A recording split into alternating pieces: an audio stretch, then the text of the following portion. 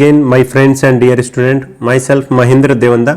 आज हम बात करने वाले हैं WBC के बारे में, वाइट ब्लड सेल्स के बारे में। वाइट ब्लड सेल्स, जिन्हें हिंदी में श्वेत रक्त कणिकाएं कहते हैं, और ये जो कणिकाएं हैं ब्लड में पाई जाती हैं। हमारा जो रक्त होता है उसमें पाई जाती है। रक्त में 3 सेल्स पाई जाती है, प्लेटलेट्स, WBC एंड RBC। इसके अलावा प्लाज्मा होता है। प्लाज्मा जो कि अधिकांश वाटर कंटेंट होता है, और इसके कंपोजिशन के बारे में हम पूर्व वीडियो में भी जान चुके हैं। इस वीडियो में हम पर्टिकुलर बात करने वाले हैं वो WBC के बारे में बात करें। पूरे जितना भी ब्लड है उसका 45% भाग बनाती हैं फॉर्म एलिमेंट, यानी जो कॉर्पस्कल्स हैं या जो सेल्स हैं वो बना रही है। ये हैं इसके 3 भाग, जिसमें RBC, दूसरा जो भाग होता है WBC, एंड थर्ड जो भाग होता है वो है प्लेटलेट्स। RBC जो है, जिसको रेड ब्लड सेल कह रहे हैं, वो लगभग 48 लाख से 54 लाख पर माइक्रोलीटर ब्लड में पाई जाती है। इसके अतिरिक्त जो WBC है उसका जो संख्या पाई जाती है ब्लड में 5000 से 10,000 पर माइक्रोलीटर ब्लड में इसकी संख्या इतनी पाई जाती है। यानी पर माइक्रोलीटर का मतलब हो गया 1 ड्रॉप के बारे में बात कर रहे हैं। प्लेटलेट्स की बात करें तो 1.5 लाख से 4 लाख तक प्लेटलेट्स पर माइक्रोलीटर ब्लड में पाई जाती है। ये तीनों कंपोनेंट्स मिलकर, यानी RBC, WBC और प्लेटलेट्स मिलकर 45% ब्लड का भाग बनाती है। इस वीडियो में हम बात करेंगे WBC के बारे में। WBC 2 प्रकार की होती है, ग्रेन्युलोसाइट्स और एग्रेन्युलोसाइट्स, जिसके भी कुछ प्रकार होते हैं, जैसे कि neutrophils, lymphocytes, monocytes, eosinophils, basophils. समझते हैं हम WBC के बारे में। WBC वाइट ब्लड सेल्स को हम ल्यूकोसाइट्स भी कहते हैं, क्योंकि ल्यूको का मतलब होता है वाइट और साइट्स मतलब हो गया सेल। क्योंकि वाइट कलर की ये सेल्स होती है, इसलिए इसको ल्यूकोसाइट या वाइट ब्लड सेल्स कहते हैं। इन ल्यूकोसाइट्स में न्यूक्लियस पाया जाता है, न्यूक्लियाई पाया जाता है, यानी केंद्रक प्रेजेंट होता है। इसके अलावा और भी ऑर्गेनेल्स पाए जाते हैं, लेकिन do not contain haemoglobin. WBC में RBC की तरह हीमोग्लोबिन नहीं पाया जाता है। हीमोग्लोबिन RBC में पाया जाता है और एक पिगमेंट की तरह काम करता है। पिगमेंट मतलब RBC को रेड कलर प्रोवाइड करवाता है। WBC में हीमोग्लोबिन नहीं पाया जाता है, तो इसका कलर इस तरह रेड नहीं होता है, ये वाइट कलर की होती है। नॉर्मली ह्यूमन ब्लड कंटेन्स 4000 से 11,000 वाइट ब्लड सेल्स पर माइक्रोलीटर। जो एक स्वस्थ मनुष्य में जो WBC की जो संख्या है लगभग 4000 से 10,000 तक WBC पर माइक्रोलीटर में पाई जाती है। ल्यूकोसाइटोसिस क्या होता है? ल्यूको का मतलब हम जान चुके हैं कि WBC से मतलब है, और साइटोसिस मतलब इनका बनना। मतलब अगर अधिक मात्रा में increase in the number of WBC about the 11,000 पर माइक्रोलीटर, यानी 11,000 पर माइक्रोलीटर या उससे अधिक WBC बनती है या ब्लड में पाई जाती है, तो यह कंडीशन ल्यूकोसाइटोसिस कहलाती है। ऐसे ही है ल्यूकोपेनिया। ल्यूकोपेनिया, ल्यूको का मतलब हो गया वाइट से संबंधित, और पेनिया मीन कमी होना, लो होना, मतलब low level of white blood cells. और लो लेवल मतलब कमी कितना? लगभग 4000 पर माइक्रोलीटर से भी कम होना। द ग्रेन्युलोसाइट्स, जो ग्रेन्युलोसाइट्स हैं वो, उनमें जो न्यूक्लियस पाया जाता है वो पोलीमोर्फो टाइप का होता है, यानी बहुरूपी न्यूक्लियस पाया जाता है, इसलिए इसको PMN यानी पोलीमोर्फो न्यूक्लियर ल्यूकोसाइट सेल्स कहते हैं, क्योंकि अलग अलग प्रकार का इसमें केंद्रक पाया जा रहा है। यंग ग्रेन्युलोसाइट्स है हॉर्सशू शेप न्यूक्लियाई, यानी इनमेच्योर जो ग्रेन्युलोसाइट्स हैं उनमें हॉर्सशू शेप का न्यूक्लियस पाया जाता है, और बाद में धीरे धीरे इसमें लोब बन जाते हैं और ये लोब मल्टीपल लोब के रूप में प्रेजेंट होते हैं। जैसे कि शुरू में एक न्यूक्लियस पाया जाता है जो कि हम कहें यंग वन में, जैसे जैसे इसकी एज बढ़ती रहती है तो इसमें जो लोब है वो डिवाइड होना शुरू हो जाते हैं, मतलब जो केंद्रक है वो इस तरह से अंदर जब आप देखेंगे तो इसमें इस तरह से लोब बन जाते हैं। अब हम इसके कंपोजिशन की बात करते हैं। WBC का जो कंपोजिशन है उसमें क्या क्या आता है उसको हम समझने का प्रयास करते हैं।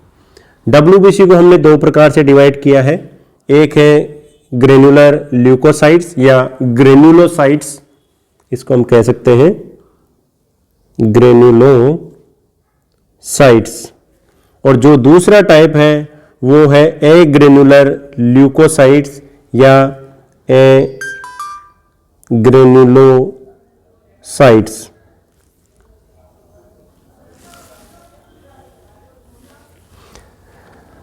ग्रेनुलोर्स जो ल्यूकोसाइट्स है उसको हम कहते हैं पॉलीमॉर्फोन्यूक्लियर ल्यूकोसाइट, क्योंकि इनके न्यूक्लियस अलग अलग आकार का होता है। इसको ग्रेनुलोसाइट्स को हमने डिवाइड किया है इयोसिनोफिल्स में,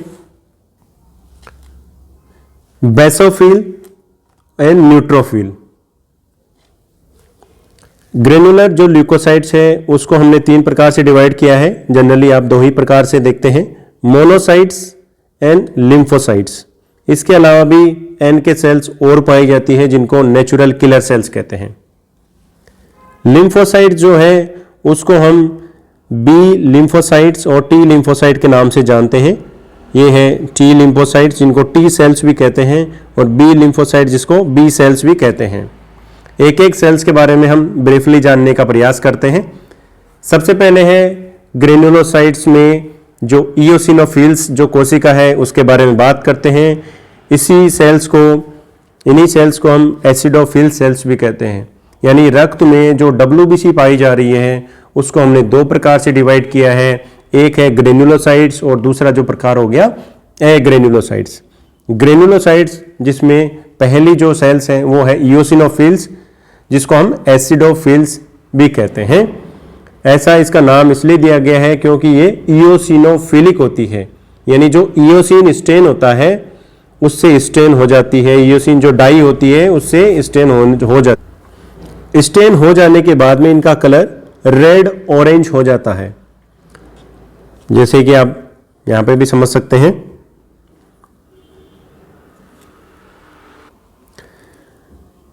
इनके द्वारा जो जितने भी स्टेन है वो एसिडिक जो स्टेन होंगे उसके द्वारा ही ये सेल्स स्टेन होती है। इनमें जो न्यूक्लियस होता है बाई लोब होता है, जैसा कि आप डायग्राम में देख रहे हैं। ये एक लोब और ये दूसरा लोब, दो लोब इसमें पाए जाते हैं। एंटी हिस्टामिन फंक्शन होते हैं, मींस इनकी जो साइटोप्लाज्म के द्वारा हिस्टामिन रिलीज किया जाता है। हिस्टामिन रिलीज किया जाता है जो कि एलर्जिक एक्टिविटी में भाग लेता है।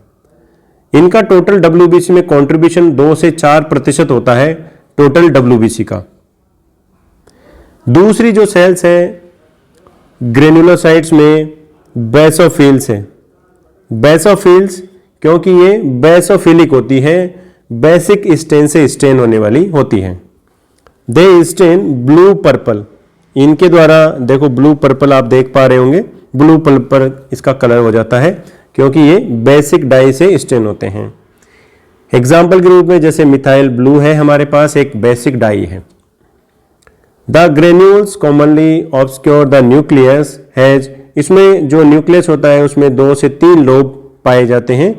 यहाँ लोब बनना शुरू हो रहे हैं इसमें, और इस तरह से इसमें लगभग 2 से 3 लोब्स पाए जाते हैं। WBC की सेल्स में सबसे कम संख्या में पाई जाती है ये 0.5 से 1% होती है इनका नंबर। अब हम समझते हैं न्यूट्रोफिल के बारे में। न्यूट्रोफिल इसमें ग्रेन्यूल्स छोटे होते हैं। इसमें जो न्यूक्लियस होता है उसमें 2 से 5 लोब पाए जाते हैं, जैसे कि आप डायग्राम में 4 लोब देख पा रहे हैं। Connected by very thin strand और क्रोमेटिन, ये आपस में एक थिन स्ट्रैंड के साथ में जुड़े हुए रहते हैं और जिनको कहते हैं हम क्रोमेटिन। ये है क्रोमेटिन। जैसे जैसे एज बढ़ती है वैसे वैसे न्यूक्लियस में लोब्स की संख्या बढ़ती है। Neutrophils have shaped nuclear lobes, मतलब इसमें जो न्यूक्लियस का जो शेप है, क्योंकि इसमें लोब्स बढ़ते जा रहे हैं, इसका मतलब ये किस प्रकार की हो गई, पॉलीमॉर्फो न्यूक्लियर ल्यूकोसाइट्स हो गई। इनका जो मेन काम होता है वो फैगोसाइटोसिस का होता है और ये फैगोसाइटिस मुख्य रूप से बैक्टीरिया का करते हैं। कुल WBC का लगभग 60 से 70% यानी 60 to 70% जो भाग होता है न्यूट्रोफिल्स सेल्स के द्वारा बनाया जाता है। अब हम देखते हैं दूसरा जो भाग है एग्रेन्युलोसाइट्स के बारे में। एग्रेन्युलोसाइट्स, इनको कहते हैं मोनोन्यूक्लियर ल्यूकोसाइट्स। इनमें न्यूक्लियस में ज़्यादा जो डिवाइडेशन नहीं होता है, यानी उसमें लोब्स नहीं पाए जाते हैं। इनके साइटोप्लाज्म में स्टेन की जो ग्रेन्यूल्स, जैसे कि ग्रेन्युलोसाइट्स में पाए जा रहे हैं, इसमें इस तरह के ग्रेन्यूल्स साइटोप्लाज्म में नहीं पाए जाते हैं। यह मुख्य रूप से 3 प्रकार की होती है, monocytes, lymphocytes and NK cells. Monocytes, इनका मुख्य काम होता है फैगोसाइटोसिस का। फैगोसाइटोसिस जिसको हम हिंदी में कहते हैं भक्षण से संबंधित, यानी ये फैगोसाइटोसिस का काम कर रहे हैं।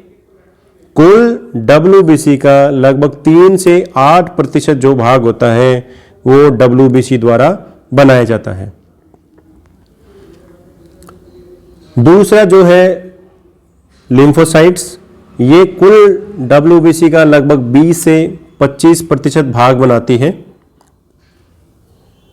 और इसको हमने 2 टाइप में डिवाइड किया है, B cells and T sales.